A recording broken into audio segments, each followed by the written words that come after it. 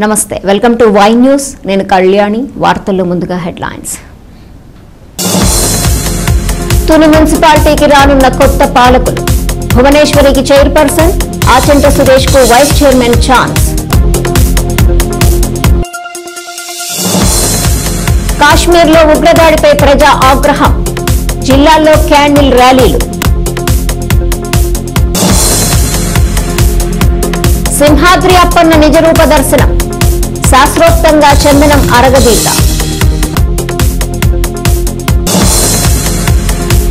కాకినాడ జిల్లాలో జలవనరుల మంత్రి పర్యటన పోలవరం ఎడమకాల్వ పనులు పరిశీలన దివ్యమైన దివ్యమ్మ పాలనలో భువన విజయం తుని మున్సిపాలిటీపై పసుపు జెండా ఎగరవేయబోతోంది 3 రోజుల్లో కొత్త పురపాలకులు కొలువుదీరనున్నారు చైర్పర్సన్ గా నార్ల భువనేశ్వరి వైస్ చైర్మన్ గా ఆచంట సురేష్ ఎన్నిక లాంఛనప్రాయమే అధికార వైసీపీ బెదిరింపులకు జడలేదు ఒకే ఒక్కడు అతడే నార్ల రత్నాజీ నార్ల దంపతుల తెగింపు ఆనాడు తీసుకున్న నిర్ణయం ఈనాడు అధికార పీఠంకు దారి చూపించింది నయానో భయానో అధికారాన్ని అడ్డుపెట్టుకుని మున్సిపల్ ఎన్నికల్లో వైసీపీ 30కి 30 బుట్టలో వేసుకుంది అయితే పురపాలకుల బండెత్తు పోకడలు ఆ పార్టీలో ముసలం పుట్టించాయి అంతర్గత విభేదాలు కుతకుతా ఉడికాయి తొలిసారిగా కౌన్సిలర్ నార్ల భువనేశ్వరి తిరుగుబావుట ఎగరవేశారు యనమల దివ్య గెలుపు కోసం నార్ల దంపతులు శంకారావం పూరించి తన వంతు కృషి చేశారు కూటమి ప్రభుత్వం అధికారంలోకి వచ్చింది ఎమ్మెల్యే యనమల దివ్య సుపరిపాలన నిబద్ధతలను తెలుసుకున్న కౌన్సిలర్లు మూకుమ్మడిగా తెలుగుదేశంలో చేరిపోయారు వైస్ చైర్మన్ ఎన్నిక వ్యవహారంలో బీరాలు పలికిన వైసీపీ చైర్పర్సన్ పదవిని చేజిక్కించుకుంది ఈ నెల 28వ తేదీన చైర్పర్సన్ వైస్ చైర్పర్సన్ ఎన్నిక జరగనుంది ఈ 2 పదవులను టీడీపీ సునాయాసంగా చేజిక్కించుకోనుంది పదవులకు అభ్యర్థుల ఎంపిక కౌన్సిలర్లకే యనమల విడిచిపెట్టారు ఈ నేపథ్యంలో యనమల సమక్షంలో కౌన్సిలర్లందరూ ఏకాభిప్రాయానికి వచ్చారు చైర్పర్సన్ అభ్యర్థిగా నార్ల భువనేశ్వరి వైస్ చైర్మన్ గా ఆచంట సురేష్ అభ్యర్థులను ఖరారయ్యారు మొత్తం మీద యనమల దివ్యమైన పాలనలో తుని మున్సిపాలిటీలో తెలుగుదేశం పార్టీ భువన విజయం సాధించినట్టే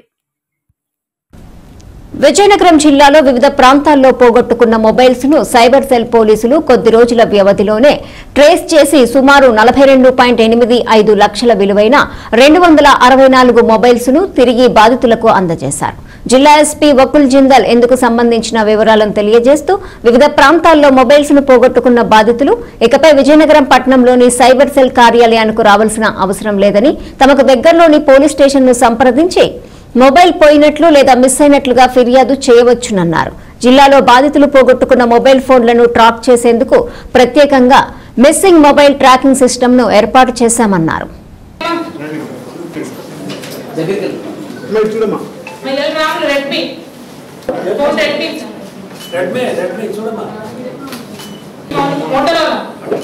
తెలుసు మనం విజయనగరం జిల్లా పోలీసు ద్వారా మిస్సింగ్ మొబైల్ ట్రాకింగ్ సిస్టమ్ ఒకటి ఏర్పాటు చేయడం జరిగింది ఈ మిస్సింగ్ మొబైల్ ట్రాకింగ్ సిస్టంలో ఎవరైనా ఏమైనా మొబైల్ పోగొట్టుకుంటే ఏమైనా థెఫ్ట్ అయితే లేకపోతే మిస్ అయితే ఆ మిస్సింగ్ మొబైల్ ట్రాకింగ్ సిస్టంలో కంప్లైంట్ లాంచ్ చేస్తే కొన్ని నెలల్లో ఈ మొబైల్ ట్రాక్ చేసి మీకు ప్రజలకి ఇవ్వడం జరుగుతుంది సో ఈ మిస్సింగ్ మొబైల్ ట్రాకింగ్ సిస్టమ్ భాగంగా ఇప్పటి వరకు 3300 మొబైల్ ఫోన్స్ ఆల్మోస్ట్ వర్త్ 6 కోట్ల వర్త్ మొబైల్ ఫోన్స్ ఇప్పటి వరకు ట్రేస్ చేసి ప్రజలకి ఇవ్వడం జరిగింది అదే క్రమంలో లాస్ట్ 3-4 మంత్స్లో 264 మొబైల్ ఫోన్స్ వర్త్ 42 lakhs ఈరోజు ట్రేస్ చేసి ప్రజలకి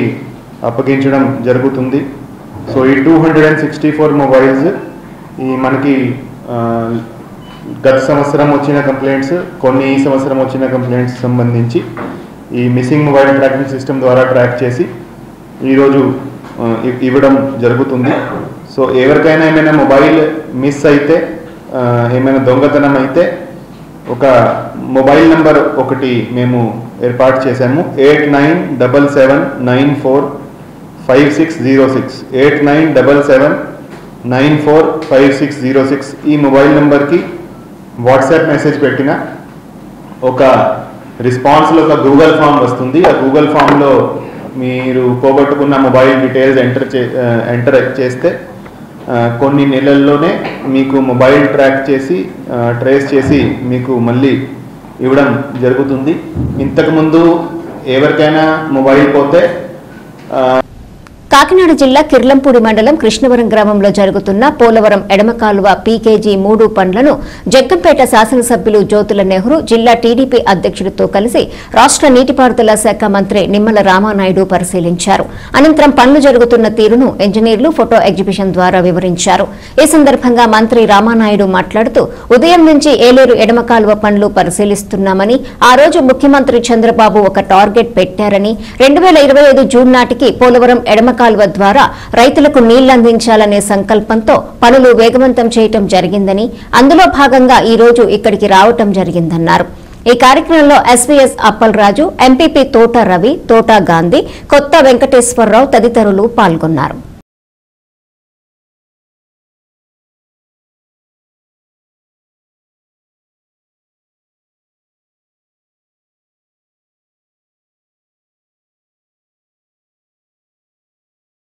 ఈరోజు ఉదయం నుంచి కూడా ఈ యొక్క లెఫ్ట్ మెయిన్ కెనాల్ పనులన్నింటినీ కూడా, ఎందుకంటే ఆ రోజు చంద్రబాబు నాయుడు గారు ఒక టార్గెట్ పెట్టారు. 2025 జూన్ కల్లా ఫస్ట్ ఫేజ్ కింద పనులు పూర్తి చేసి ఈ లెఫ్ట్ మెయిన్ కెనాల్ నుంచి ఏదైతే పురుషోత్తపట్నం ఎత్తిపోతల నుంచి నీటిని ఉత్తరాంధ్రకు తరలించాలని ఏదైతే లక్ష్యం పెట్టారో ఆ లక్ష్యాన్ని అందుకోవడానికి ఈరోజు ఈ పనులు నిరంతరం రివ్యూస్ చేస్తూ స్వయంగా పనులను కూడా పర్యవేక్షిస్తూ ఈరోజు ఏలేరు సైఫన్ దగ్గరికి ఈరోజు రావడం జరిగిందని చెప్పి తెలియజేసుకుంటూ, ఈ ఏలేరు సైఫన్ పనులను కూడా ఇప్పుడిప్పుడే వేగవంతం చేస్తూ ఉన్నారు.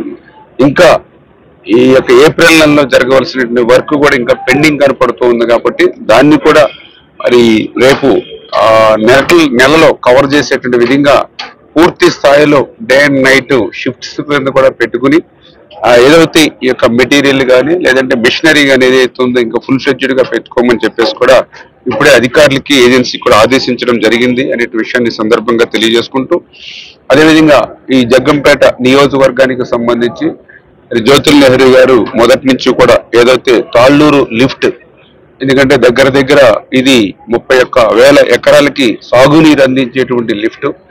గతంలో ఆయన కృషితోటి మరి కాంక్రీట్ పైప్ లైన్స్ ద్వారా ఆ రోజు జరిగినటువంటి పరిస్థితి. కాకపోతే ఆ కాంక్రీట్ పైప్ లైన్స్ అవడం వల్ల ఆ యొక్క వాటర్ ప్రెజర్ కి, అంటే పవర్ ఆఫ్ అయినప్పుడు ఆ వాటర్ అంతా కూడా ఒకసారి మళ్ళీ బ్యాక్ వచ్చి ఆ ప్రెజర్ కి ఆ కాంక్రీట్ పైప్స్ బ్రేక్ అయిపోవడంతో మళ్ళీ వాటిని ఎప్పటికప్పుడు రిపేర్లు చేసుకుంటూ ఉన్నటువంటి స్థితిలో పూర్తి స్థాయిలో ఆ నీటిని అందించలేక ఇబ్బంది ఏదైతే పడుతూ ఉన్నారో దాన్ని ముఖ్యమంత్రి గారి దృష్టికి కూడా తీసుకురావడం జరిగింది. తద్వారా ఏదైతే ఆ కాంక్రీట్ పైప్ లైన్స్ సర్వైవల్ అవ్వట్లేదు కాబట్టి దాని స్థానంలో స్టీల్ పైప్ లైన్స్ వేసుకుంటేనే అది పూర్తి స్థాయిలో ఉపయోగపడుతుంది అనేటువంటి ఎస్టిమేషన్లు కూడా తీసుకోవడం జరిగింది. దగ్గర 54-55 కోట్ల రూపాయలు మరి నిధులు అవసరం అని చెప్పి ఎస్టిమేషన్ చేయడం జరిగింది.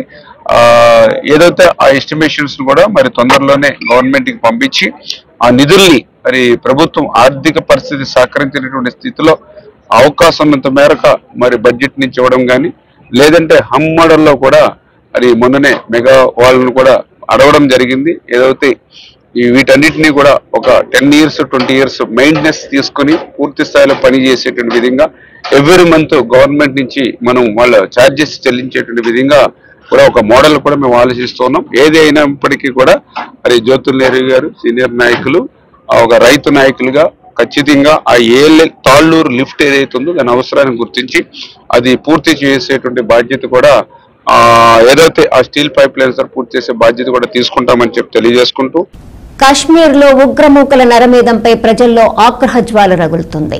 ఉగ్రవాదుల దాష్టీక చర్యలను నిరసిస్తూ అనకాపల్లి జిల్లా అచ్యుతాపురంలో క్యాండిల్ ర్యాలీ నిర్వహించారు.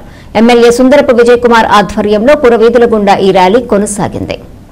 కాశ్మీర్ పహల్గామ్ సమీపంలోని బాయ్స్రన్ లోయలో ఉగ్రవాదులు జరిపిన దాడిని ఖండిస్తూ మృతుల ఆత్మకు శాంతి కలగాలంటూ అచ్యుతాపురంలో క్యాండిల్ ర్యాలీ జరిగింది. స్థానిక అంబేద్కర్ విగ్రహం దగ్గర నుంచి అచ్యుతాపురం 4 రోడ్ల జంక్షన్ వరకు కొవ్వొత్తుల ర్యాలీ కొనసాగింది. ర్యాలీలో పాల్గొన్న యలమంచిలి ఎమ్మెల్యే సుందరపు విజయ్ కుమార్, ఉత్తరాంధ్ర జనసేన పార్టీ వ్యవహారాల సుందరపు సతీష్ మృతులకు నివాళి అర్పించారు. ఎమ్మెల్యే విజయ్ కుమార్ మాట్లాడుతూ పర్యాటకులపై ఉగ్రవాదుల దాడి అమానుషం, జమ్మూ కాశ్మీర్లో పర్యాటకులపై ఉగ్రవాదులు దాడి చేయడం దారుణమని అన్నారు. పర్యాటకులపై దాడి చేసి కాల్చి చంపడానికి ఆయన తీవ్రంగా ఖండించారు, మౌనం పాటించారు. ఉగ్రవాదుల దాడిలో 28 మంది ప్రాణాలు కోల్పోయారని ఆవేదన వ్యక్తం చేశారు. పాకిస్తాన్ భారత్ పై కక్షతో ఇలాంటి దాడులకు పాల్పడుతుందని అన్నారు. మతాన్ని అడ్డం పెట్టుకుని ఇలాంటి కార్యక్రమాలు చేయడం అన్యాయమని అన్నారు. ఈ కార్యక్రమంలో విద్యార్థులు, జనసేన, టీడీపీ, బీజేపీ నాయకులు తదితరులు పాల్గొన్నారు. జరిగిన ఉగ్రవాది దాడి చాలా అమానుషం. ఎవరైనా సరే వాళ్ళ టార్గెట్ నిజంగా స్వాతంత్రం కోసమో లేదా దేశం కోసమో అయ్యుంటే ఇలాంటివి ఏమీ చేయరు, ఎప్పటికీ చేయరు. ఎందుకంటే నిజంగా క్రూరులయ్యి మనుషులుగా పుట్టిన మృగాల కన్నా హీనంగా దిగజారి వాళ్ళు నిన్న చేసిన ఏదైతే హత్యలు ఉన్నాయో, కాల్పులు ఏదైతే జరిపారో, ఇది మానవాళికే ఒక మచ్చ. మానవుల రూపంలో పుట్టిన మరి దరిద్రులు అనడానికి లేదు, నరరూప రాక్షసులు అనడానికి కూడా లేదు. అంతకన్నా హీనమైన వ్యక్తులు డెఫినెట్గా. ఎందుకంటే భార్య పిల్లలు ముందే మరి కాల్పులు జరపడం అనేది ఇది నిజంగా మానవుడిగా పుట్టేవాడు ఎవరికి కూడా, ఎంత హీనుడికైనా ఎంత రాక్షసుడికైనా కూడా ఇది సాధ్యం కాదు. మళ్ళా మతాల్ని ఎత్తి మతాల్ని ప్రస్తావించి మరీ చేయడం అనేది భారతదేశంలో మతాల మధ్యన చిచ్చు పెడదాం అనుకుంటున్నారు. కానీ భారతదేశంలో మతాల మధ్య కానీ కులాల మధ్య కానీ ఈ రోజు వరకు ఎవరూ చిచ్చు పెట్టలేరు.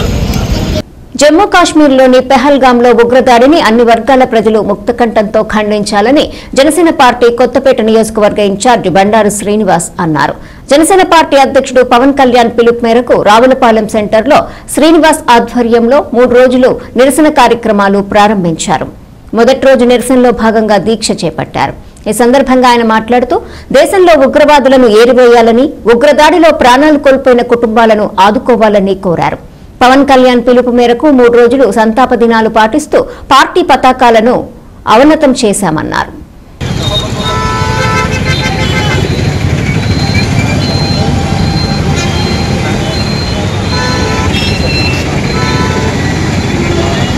ఈ కార్యక్రమాన్ని ఉద్దేశించి ముందుగా ఆలమూరు మండలమైనటువంటి పర్యాటకులకు సంఘీభావంగా ప్రగాఢ సానుభూతి తెలియజేస్తూ జనసేన పార్టీ 3 రోజుల పాటు సంతాపదిన కార్యక్రమాలు ఏర్పాటు చేయడం జరిగింది. నిన్నటి రోజున కొత్తపేట నియోజకవర్గం కొత్తపేటలో జమ్మూ కాశ్మీర్ లో పహల్గాం అనే ప్రదేశంలో మన భారతదేశం నుంచి పర్యాటకులుగా వెళ్ళినటువంటి కొంతమందిని, అంటే ఇంచుమించు 26 మందిని తీవ్రవాదులు, టెర్రరిస్టులు ఎంతో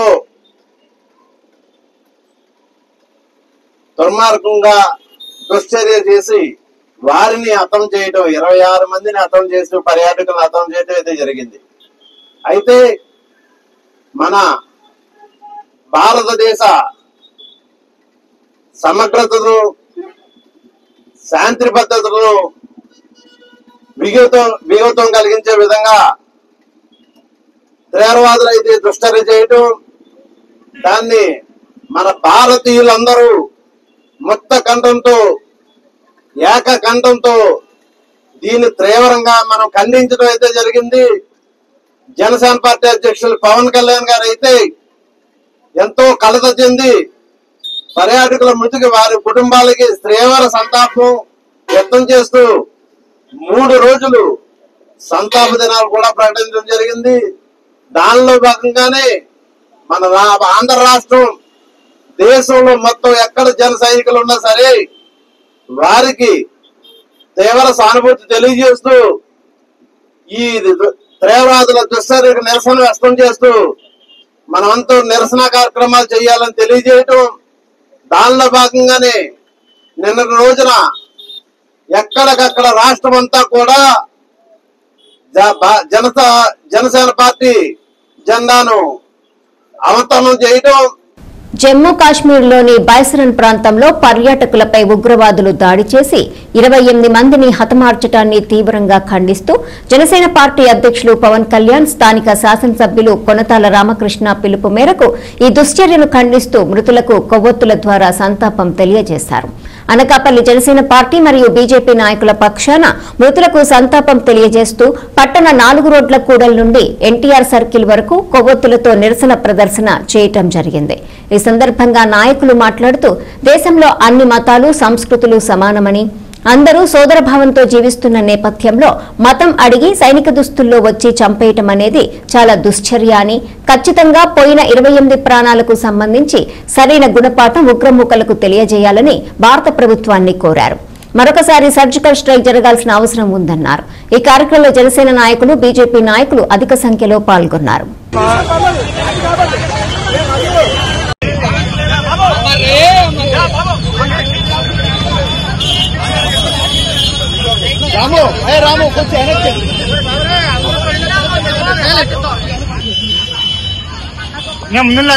సరే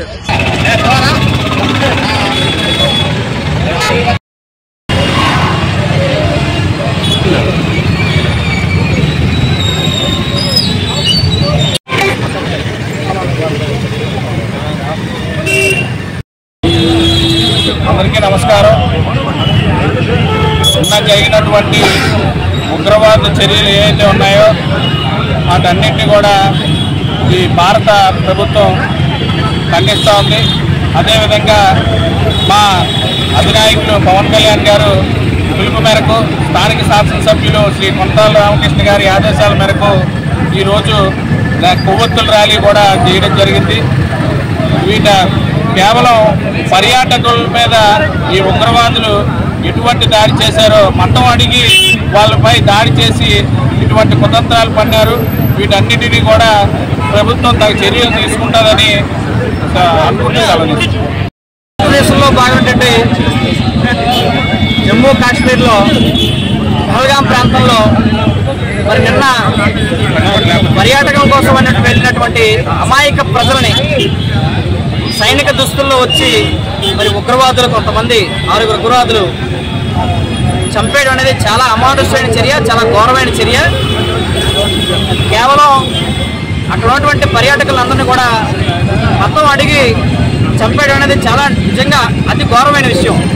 భారతదేశంలో సెక్యులర్ దేశంలో సర్వ మతాలకి, అన్ని కులాలకి, విభిన్న సంస్కృతులకి చాలా పెద్దపీట.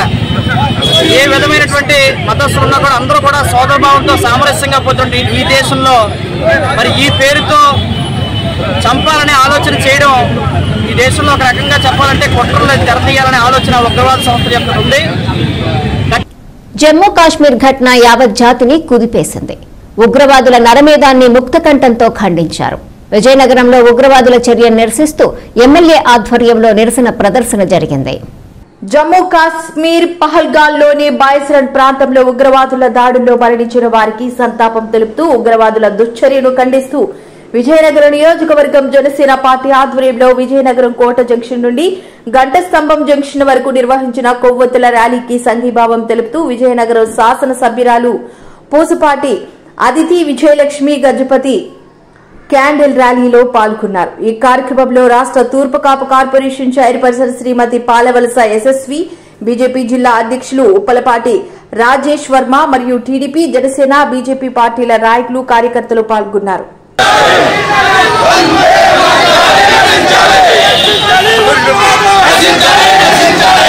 పెహల్గాం అనేది ఒక అద్భుతమైన ప్లేస్.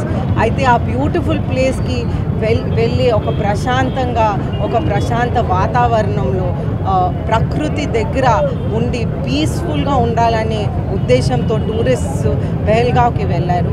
అయితే ఈ ఇన్నోసెంట్ టూరిస్ట్ని ఎక్స్ట్రీమిస్ట్ టెర్రరిస్ట్ వచ్చి అటాక్ చేయటం జరిగింది. అయితే ఇది చాలా బాధాకరమైన విషయం. ఈరోజు గ్లోబల్ పీస్ గురించి మాట్లాడే తరుణంలో ఇది జరగటం అనేది తీవ్రంగా మేమందరం కూడా ఖండిస్తున్నాం. అలాగే మనకి పూర్తి మద్దతు ప్రైమ్ మినిస్టర్ గారు ఇది పూర్తి విశ్వ ప్రయత్నాలు చేస్తున్నారు ఇది సార్ట్ అవుట్ చేయడానికి. అలాగే మన హోమ్ మినిస్టర్ గారు అమిత్ షా గారు కూడా అక్కడికి వెళ్ళి ఫ్యామిలీస్ని పరామర్శించారు. కాశ్మీర్లో కూడా జమ్మూలో కూడా అన్ని షాప్స్ స్కూల్స్ అన్నీ కూడా ఒక ప్రొటెస్ట్ చూపిస్తూ అన్నీ కూడా మూసివేశారు. అయితే ఈ తరుణంలో కూడా ప్రైమ్ మినిస్టర్ గారు ఒక మీటింగ్ కూడా ఇప్పుడు పెడతా ఉన్నారు. మనం అన్ని విధాలుగా కూడా పీస్ అనేది మనం తీసుకురావాలి. అన్ని విధాలుగా కూడా మనందరూ కూడా మన ప్రైమ్ మినిస్టర్ గారిని సపోర్ట్ చేస్తూ మన భారతదేశంలో అందరు ప్రజలు కూడా మన చంద్రబాబు నాయుడు గారు పవన్ కళ్యాణ్ గారితో సహా అందరు కూడా పీస్ కోరుతా ఉన్నారు. అయితే ఈరోజు మనం ఈ ర్యాలీ మనం 3 పార్టీలు కలిపి చేస్తూ ఉన్నాము. Telugu Desam party, Janasena party, BJP ముగ్గురు కూడా కలిసి ఈ పీస్ ర్యాలీ అనేది మనం నిర్వహిస్తూ ఉన్నాం. ప్రత్యేకించి కొన్ని ఇన్పుట్స్ ఇవ్వడం జరుగుతుంది.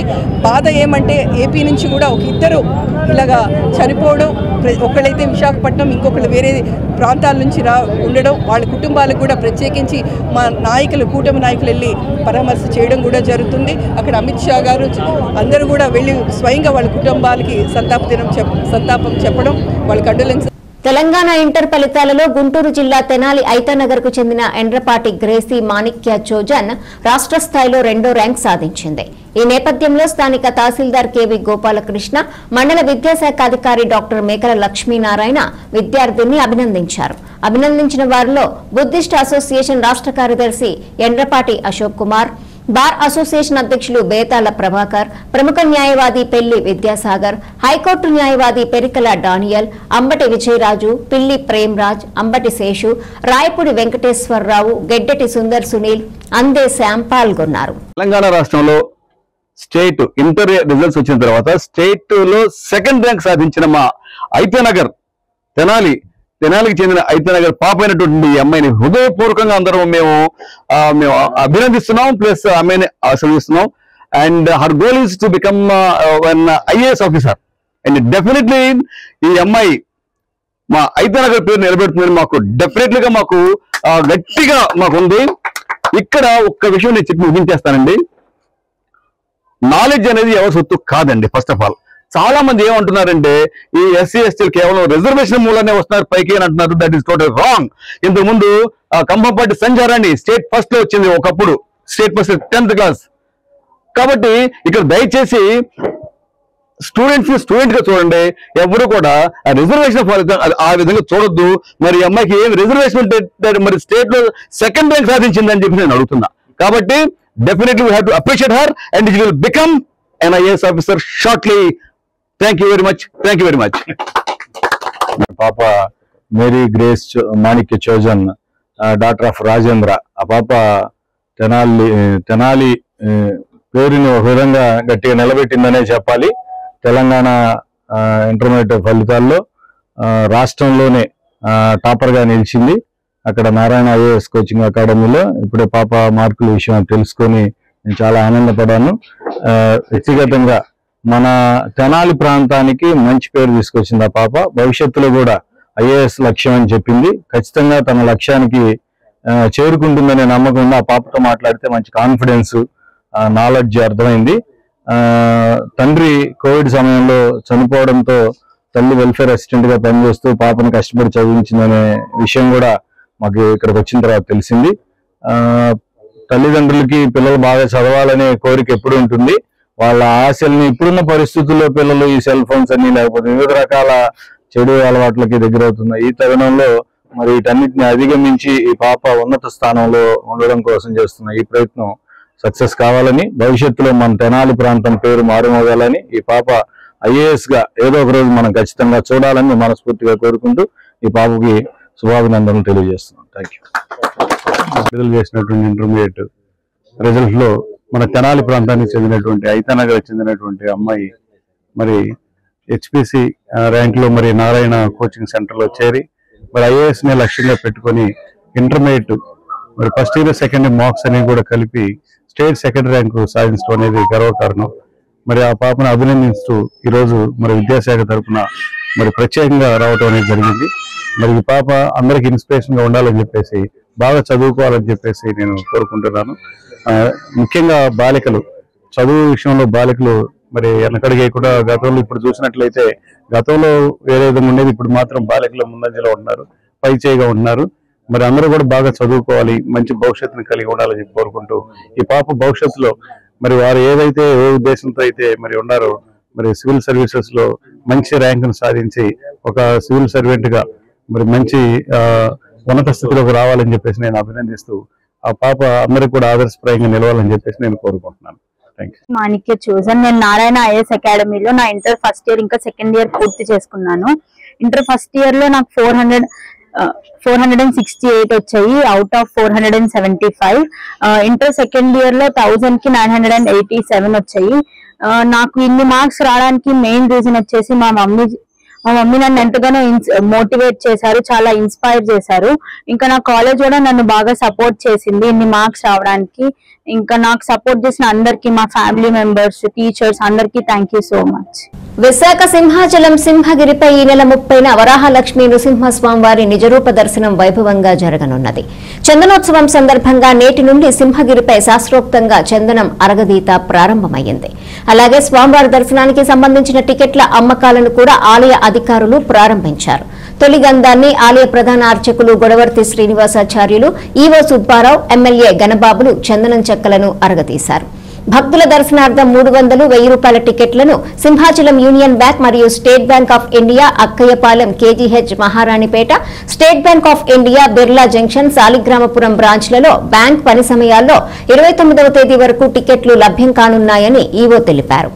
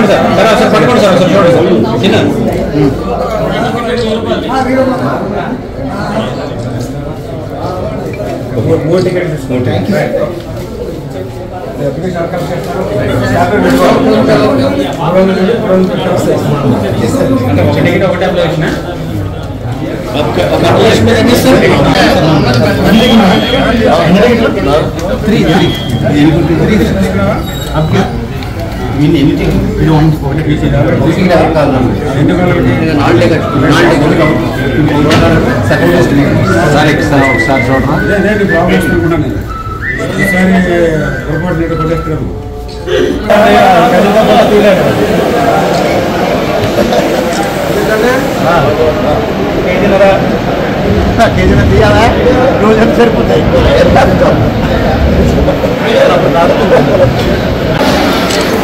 బాగా పట్టుకో ఒకసారి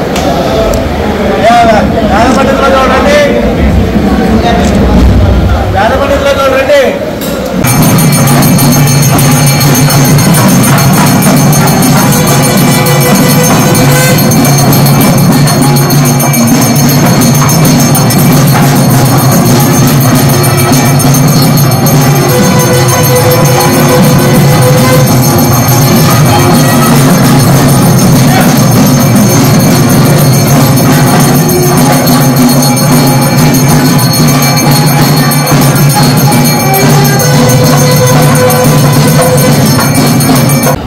ఈరోజు స్వామివారి చందనం అరగదీత కార్యక్రమంతో ప్రారంభం జరిగింది.